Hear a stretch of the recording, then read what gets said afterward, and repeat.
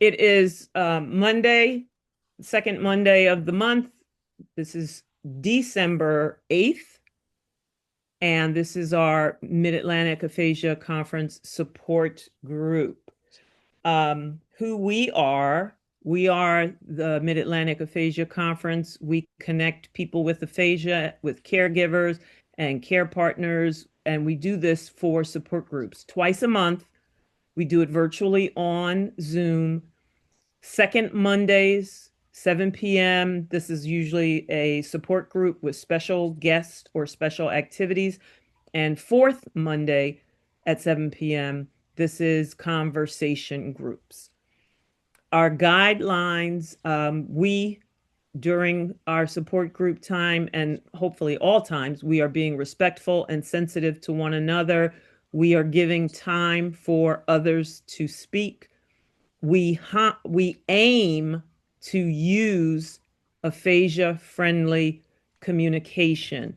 Um, Sometimes, we might talk too fast, but we're going to try to be more aphasia-friendly with our communication. We ask everyone to mute your mic unless you are raising your hand and something to say. We do not give medical advice, and we do not promote political or and religious discussions. On tonight, dun, dun, we have a very special guest. This is a wonderful person. We met, I don't know, number of years ago, and this is Miss Sandy Stein.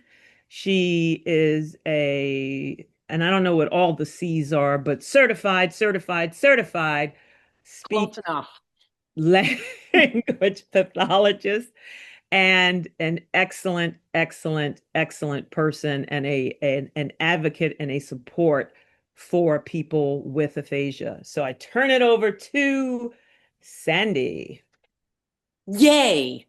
Listen, I am just beyond excited to be here.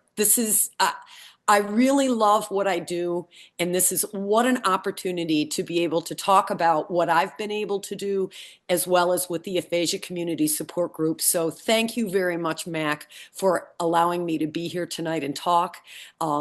If you have questions along the way, gosh, folks, please feel free to ask. What I'd like to do tonight is share some information regarding the Aphasia Community Support Group that is located at Capitol Health. So in 2017, a need was identified by the community as well as our facility for a support group that would provide, that would be a group to provide guidance for and assistance for people with communication deficits that may be related to aphasia or some kind of brain injury. So a task force was put together, and there was representation from people in the neurology, the neuro department, because Capitol Health is a comprehensive stroke center. So there was a lot of neurological trained people. We also had representation from the social work department, rehabilitation services department, and some patient champions.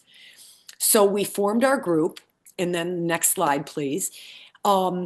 We During the next year, this group met periodically, and the idea was to generate the things that we needed in order to introduce and ultimately sustain a support group at the hospital. And so we spent, next slide, please. We decided in this task force that if we were going to have an aphasia community support group, it was going to be for people who had aphasia or some form of communication deficit, and it would be a place where that person, as well as their family members or caregivers, could go in order to meet other people in a similar situation. So that was our first guideline, that this needed to be for people who had some form of aphasia. And the goal of the group was going to be allowing participants an opportunity to talk about their experiences or share ideas, ultimately also to generate friendships and to provide emotional support for one another, which is the main thrust of what a support group should be. Another part of this group would be to offer education on desired topics from people within the group, as well as to provide resources and tools to help individuals with adjusting and coping with their new situation because of aphasia. Next slide, please. Initially, our group met on a Saturday. The idea was that the group, and we now meet on a Tuesday, and the format would be a 90-minute piece of time, and the group would be housed at our Capitol Health Medical Center Hopewell site, which is the one right off of 95, the one that's close enough that Jim can walk to when he wants to come to group. In January 2018, we were ready to start the group. So we had our first group in January.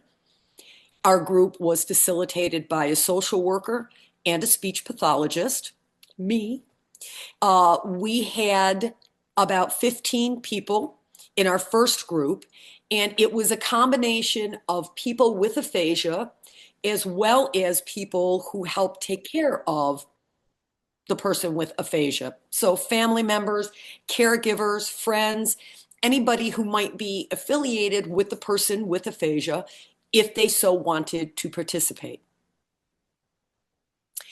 I am really excited to say that our group will celebrate its 8th anniversary next month.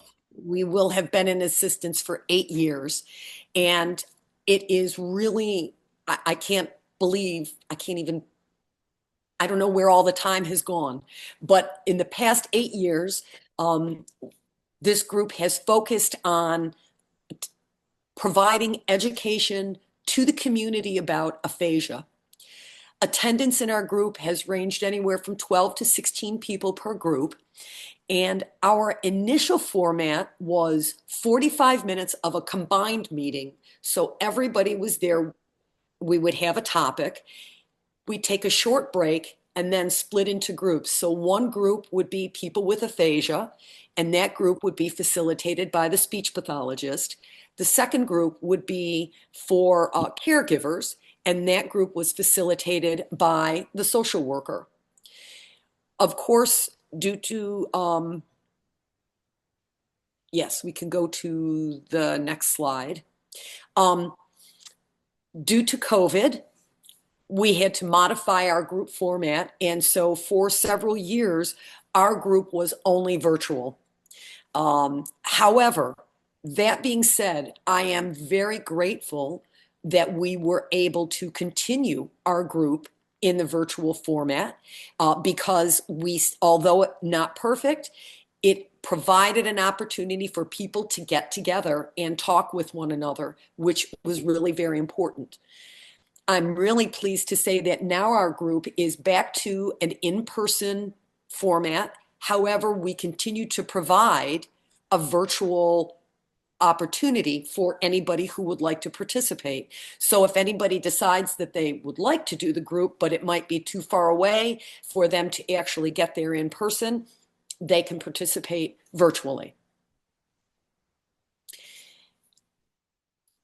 We wanted to provide a space where we could provide education for individuals with a stroke.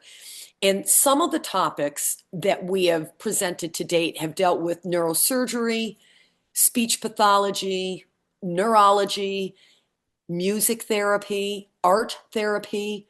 Some of these have been topics that have been generated by the group. Some of the topics have also been generated by the facilitators. But what I must stress with this group is the goal has always been education, and the thrust of everyone in this group has been to educate the community. We need to get out there, well, get the word out. right? Just like the MAAC t-shirts say, the goal was to educate others about aphasia. So, next slide, please. The first project that we did was to generate an aphasia communication card. People with aphasia would have this card, and on it, it would have their name, a phone number, and a contact person. Because we all know that sometimes with aphasia, there may be difficulty with understanding or speaking. And if you get in a difficult situation or in an emergency situation, maybe some kind of medical thing may occur, it may be even more difficult to communicate. The purpose of this card was to be able to show it to others around to say, I have aphasia. This is how you can talk to me better. And it has things on it like speak slowly, use short sentences, give me extra time to process information. It also says on the card, and I think this is very important, that I have aphasia, which means I have difficulty talking. It does not mean that I am unintelligent, because many times, as you guys know, I'm not telling you anything you don't know, but people with aphasia, because it's difficult sometimes to understand or get the right word out, others may think, oh, that person's really not very smart, which is not the case at all. So the aphasia communication card was the first project that we did in our aphasia community support group to begin educating the community about what is aphasia and how you can better interact with someone who has aphasia. Next slide, please. Once that was done, we thought, it might be kind of fun to have some kind of demonstration exhibit that we could put out during education times in primarily like June, because June is National Aphasia Awareness Month. So we as a group talked about it, and group members said, you know what? Yes, we want to do that. And we think our exhibit should include a list of do's and don'ts when you're talking with someone who has aphasia.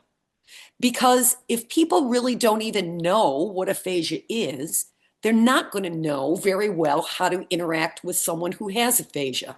So let's give them that information. So this is the exhibit that we created.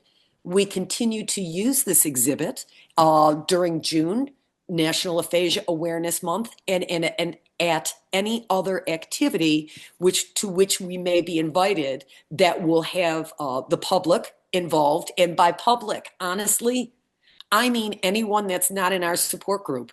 So even if it is an activity that is just within the hospital, we put the table up so people can get a better idea of what aphasia is and some things that you should do, excuse me, or not do. I can also give you an example. Some of the things that are listed under communication do's: patient, limit distractions, let me finish my sentences, give me extra time to speak. Some of the don'ts: don't finish my sentences for me, don't talk for me, and don't make excessive noises or distractions. As an aside, I'm going to say I went many years ago to a support group meeting at St. Lawrence, and as some of you know, I like to wear earrings, and sometimes I have long dangly earrings, and I happened to have some on that day that were very long. And when I'm talking, you can see I use my hands a lot, and I like to get up and walk around. And finally, somebody in the group raised his hand and he said, would you please stand still, because your earrings are distracting me, because they were going all over. But I appreciated the fact that he said that. It was like, okay, now that you've told me, I can fix that. I can stand still so I can interact with you better. And that was the whole point as well of putting together our tabletop display to educate people about what you should do and think about and you should not do when you're interacting with someone who has aphasia. Next slide, please. The following year, everybody said, hey, we looked on the National Aphasia Awareness website, and there was a survey, a 10-question survey on the site. And we said, hey, what if we did this survey here at Capitol Health or actually anywhere? So during June, National Aphasia Awareness Month, we set up our tabletop display, which you saw on the prior slide, and we went around and asked everyone, and we were down by the cafeteria, and we asked people who were coming out of the cafeteria to take a few minutes and please do our survey. And it did not matter whether it was somebody who worked there, if a patient, a visitor, an employee, didn't matter. We were asking people to do this. We received more than 400 surveys among all of our facilities. And our survey was another way to help people understand more information about aphasia. And it had questions like aphasia. They were all true or false questions. One question was, aphasia is more prevalent than Parkinson's disease. The answer to that question is yes. However, because people don't hear so much about aphasia, but you hear a lot about Parkinson's disease, people understand that more than they understand aphasia. There were some other other questions in there that helped people get a better understanding of aphasia. So that particular year, the education of the aphasia community support group reached more than 400 people within our 3 facilities to help understand aphasia a little bit better. Next slide, please.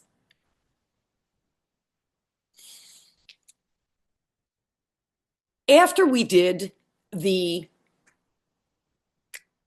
survey, our group size continued to grow. And as you all know, that the more you attend a support group, the closer you become as a group of people. And everybody would tell their stories and tell their experiences. And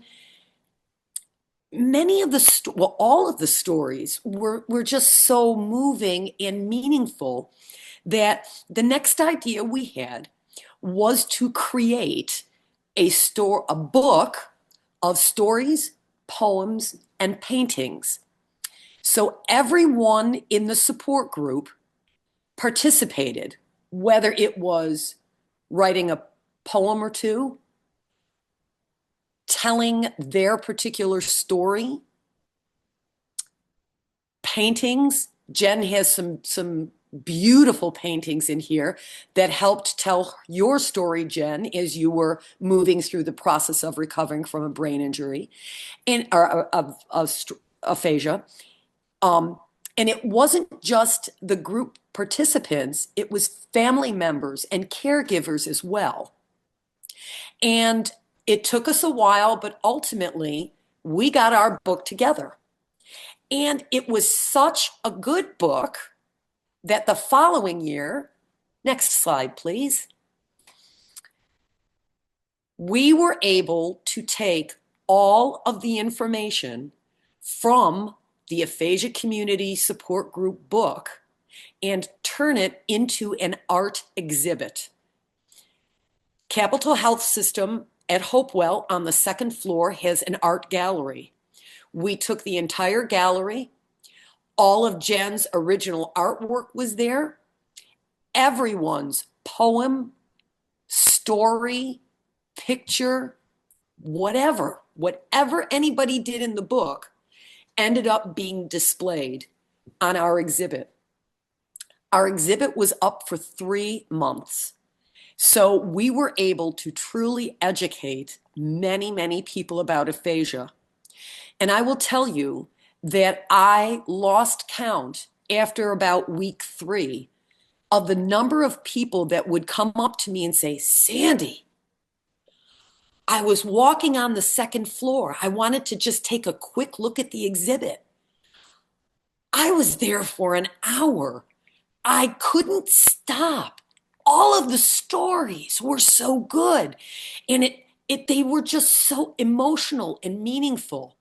So the goal of our book was to tell our stories, but it reached even a different level because it not only gave information to others in their brain, but it touched them in their heart as well. And that is extremely important when people can begin to understand the more feeling side of things, as well as the difficulties with communication.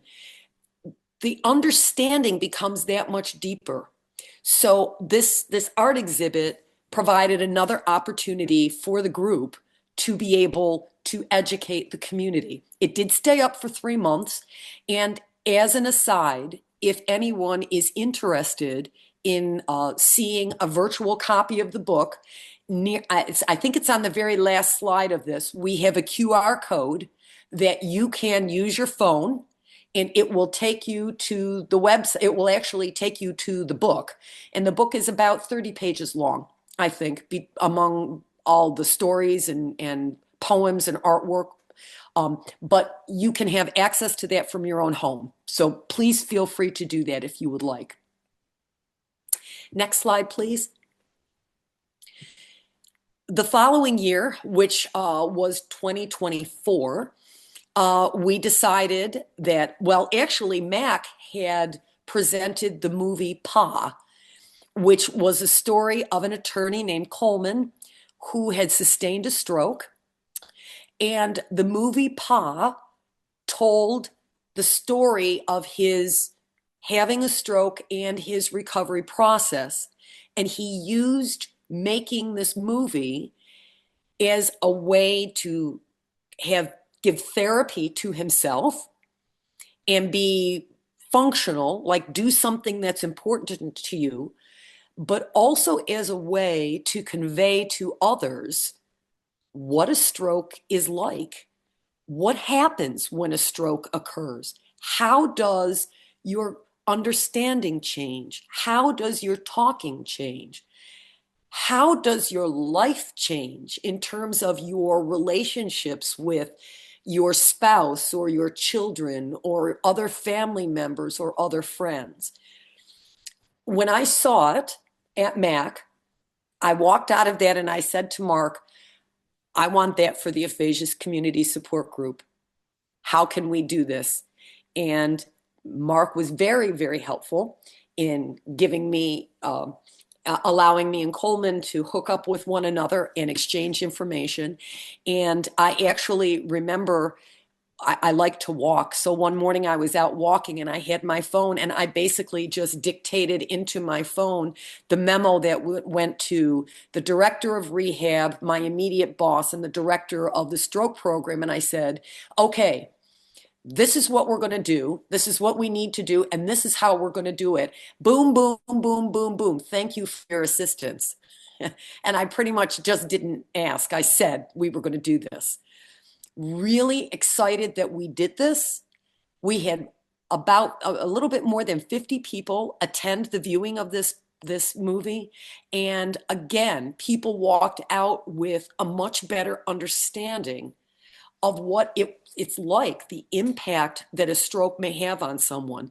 And when you can get people to understand that, then it's that much easier to help them interact in a better way, in a way that's easier for others to understand, and also be of assistance and help. So it was actually a marvelous thing to have this movie last year. Next. So so this past year, we decided that we wanted to do a scavenger hunt. I forgot the word for a moment, you guys. So thank you for having it written on the slide because I used another way to help me get that out. Thank you very much. So we decided that we would generate a scavenger hunt. There would be a total of 7 different stations for the scavenger hunt. And at each station, information about aphasia was presented by one of the members of the aphasia community support group. And if you go to the next slide, you can see that there are some pictures of folks that attended the group. Thank you very much, MAAC, for participating that day. You had your table there, and that was really very helpful. We had members from various support groups in the area, and it was really a very exciting thing to do and really fun. And after the scavenger hunt, we left a table set up with communication do's and don'ts, as well as all of the information that was presented at each of the scavenger hunt stations. And that information stayed up for 2 weeks at Capitol Health Hopewell, and then for another 2 weeks at Capitol Health Regional Medical Center in the main lobby, so everyone coming and going would have an opportunity to see the information and provide and learn more about aphasia. In April of this past month, I was approached by a member of the Capitol Health Ladies Auxiliary. Every 2 years, the auxiliary sponsors it's called the Runway of Courage fashion show and silent auction. And they asked us if this year they wanted the proceeds of the silent auction and fashion show to go to our support group, and would we be interested in participating in that? And I said, just give me the time and the date, we'll be there. And so it began, and the silent auction and fashion show occurred on October 3rd. There were more than 80 people in attendance, and members of our support group were the models for the fashion show. And if you want to go to the next slide, you can see the slide in the very middle included all of the models that participated in the fashion show. And there may be some other people in some of those slides that you recognize. I think Mr. Bird, I see, Mr. Harder. Gee, Jen, you got a hot date there too, I see. So the fashion show was, again, an excellent opportunity at generating an atmosphere to increase education to those who really knew nothing about aphasia. So this support group continues to be very active in providing education wherever we can. Next slide, please. Starting in 2023, well, actually even before that, every year Capitol Health has a stroke conference. It is a one-day conference, and during that time, various presenters from both within and outside the facility will come and present topics related to stroke. And it serves as a way to educate the staff at Capitol Health, as well as others who may choose to attend the conference. In 2023, 2024, and again in 2025, I'm really, really excited to say that the Aphasia Community Support Group was the anchor presentation each year, each of those 3 years at the annual stroke conference. And I will say the reason that we came back in 2024 and 2025 is because everybody liked so much what they heard in 2023 that they said, could you ask more people from your group to come back?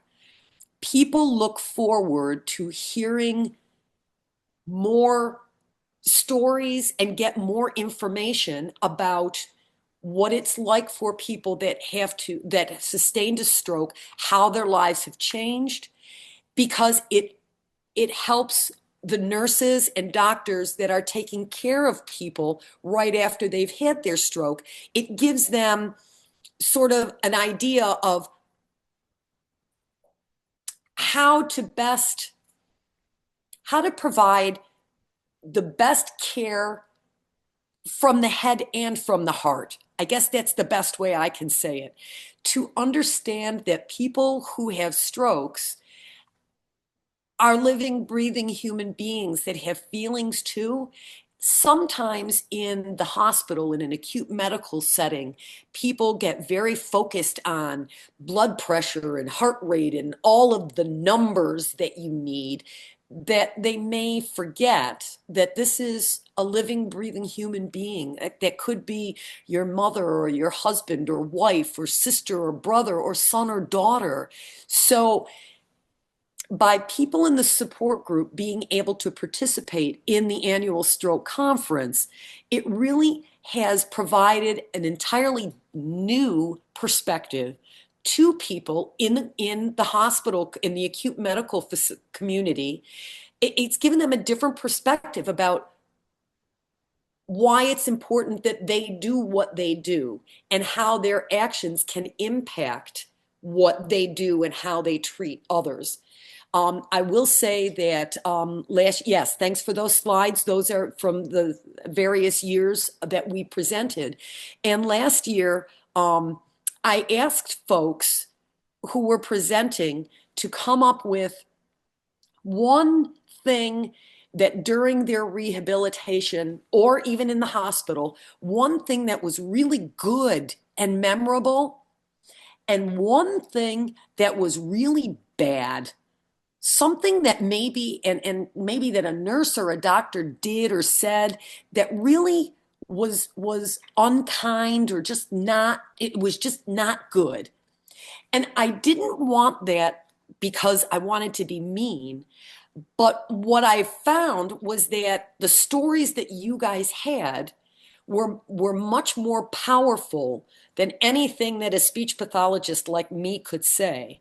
And I will tell you that after that meeting, many, many people came up to me and said, "Wow, this really gives me a new way to think about things and a new perspective on things." So again, this support group, the main emphasis has always been on educating the community on aphasia, and we've been able to do it in so many different ways, and it's been an honor. Next slide, please. Our support group now meets the second Tuesday of every month. We meet from 2:30 to 4. We are at Capitol Health Medical Center in Hopewell. That's immediately off of 95. Our support group happens to be meeting tomorrow. If you would like to join us in person, you are more than welcome. If you would like to join virtually, I can, there should be a link on the next slide.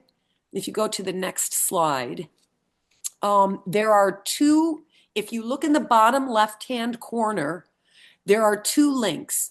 The top link is the link for the aphasia stories, poems, and paintings. The link underneath that is to register for the support group.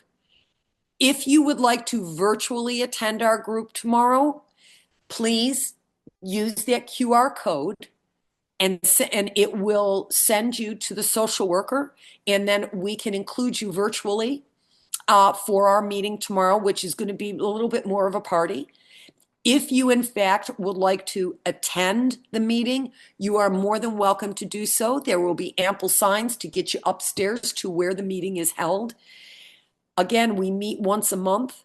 We are a family that loves to expand and help one another, not only within the group, but also to continue to provide education outside into the community. Any questions, anyone?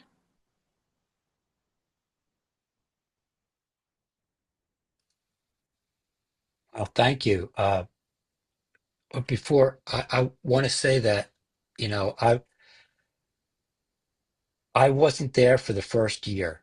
I was there for the second year for the support group there, and you know, things were a little. I was still. It was still uh, early in my stroke, but I knew that when we were there, I really liked going there, and I knew that you were going to be working on something right away.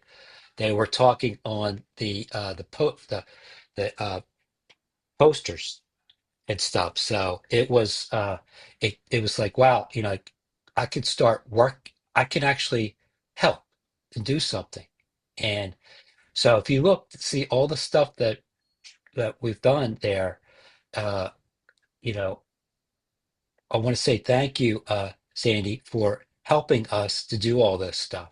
Because you give us uh, you encourage us and you help us, and and you're here, you're there for everyone there, and so we really appreciate it. Thank you. You are more than welcome. But I would like to stress to all of you, please do not underestimate your impact on people that do not have aphasia. There has not been one support group meeting that I've left that I have not learned something from somebody in the group. And I also have to tell you, just because you have aphasia doesn't mean there are other things that you cannot do. You guys are a whole lot better at listen. Well, look at I couldn't even do my own PowerPoint tonight, okay? Right? Because you guys, everybody has their skills. And I think what really makes the difference is everybody just working together and kind of keeping going. So thank you for the chance to be able to do that with you guys because it's very meaningful.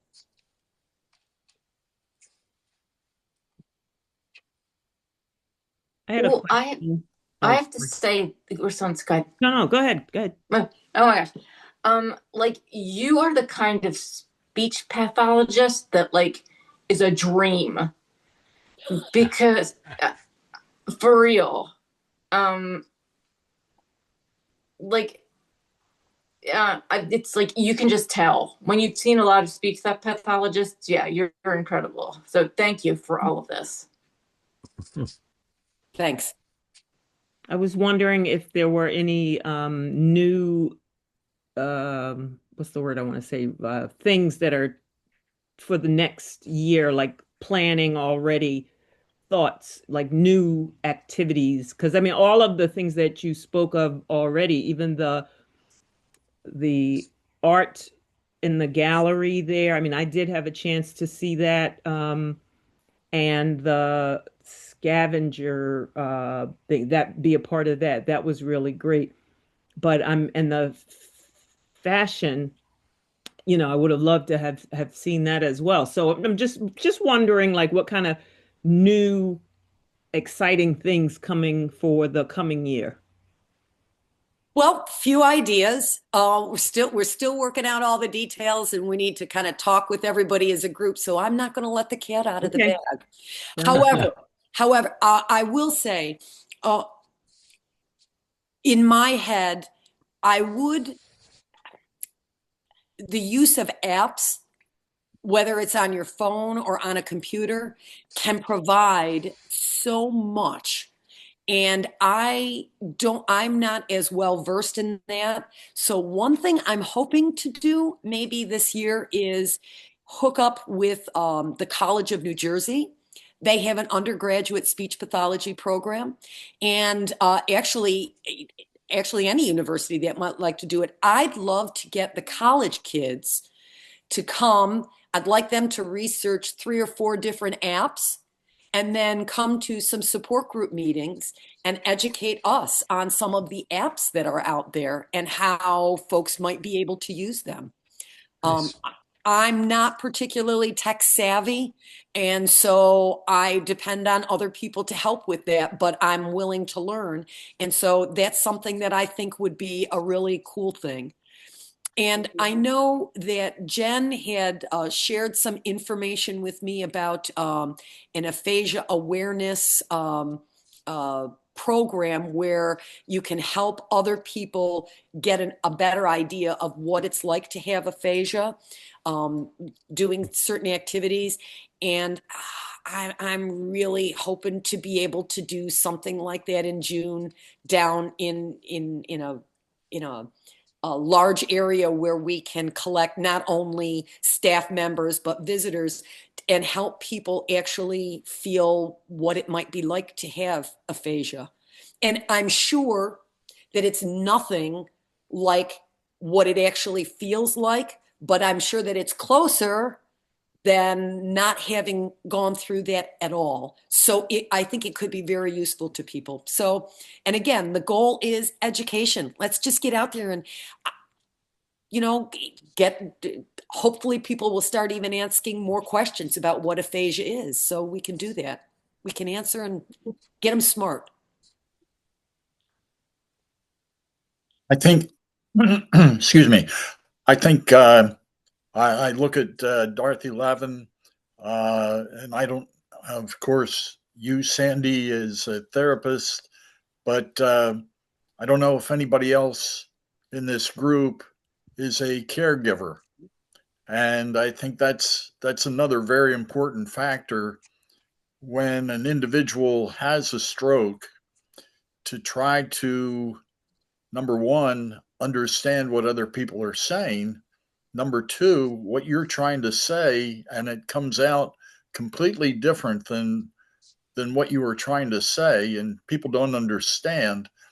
But it's the caregiver, the person that has two, as I say, two lives. They have their own life, but they also have the life of the person with aphasia, and they're helping them understand what's going on and getting back into the swing of a regular daily communication skills and so on. So I tip my hat to all of those people. Thank you.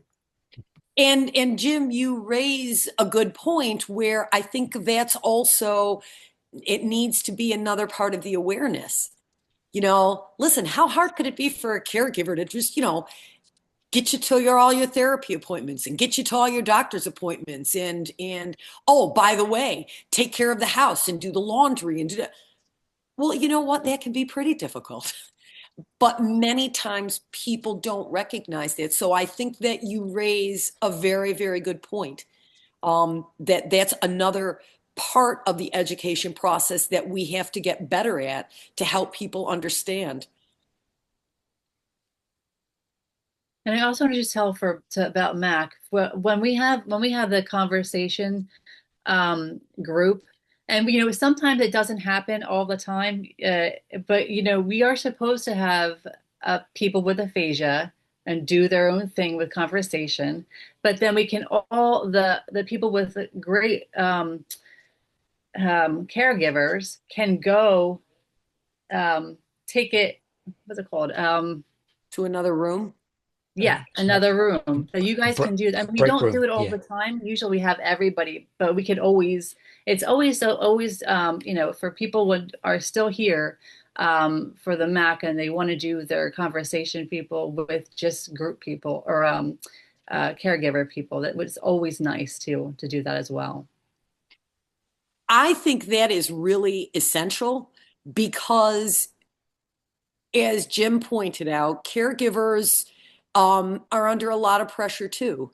And sometimes it's nice for caregivers to just get together and share with one another their frustrations.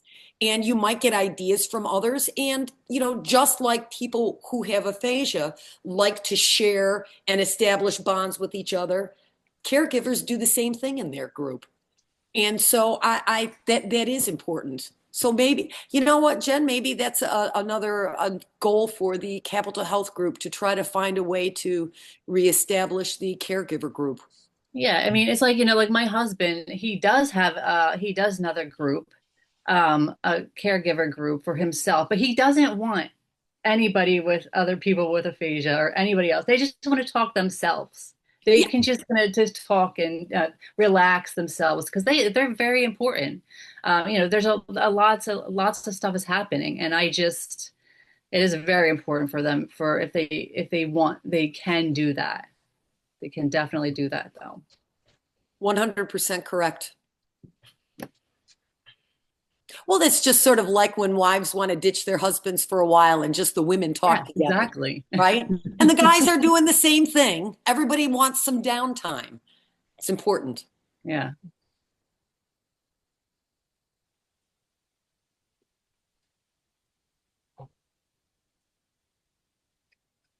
Thank you very much for everyone, Sandy, and thank you everyone for being here. We have two more slides, and And just if, if, one quick if go ahead, go ahead. Mark, so one quick thing. I'm sorry. So, so Mark, and because we do have the presentation as recording, so Right. it's on MAAC's website. So if anybody wants to see all of the slides again, they can see that again or hear everything again if they want to. Just Sure. And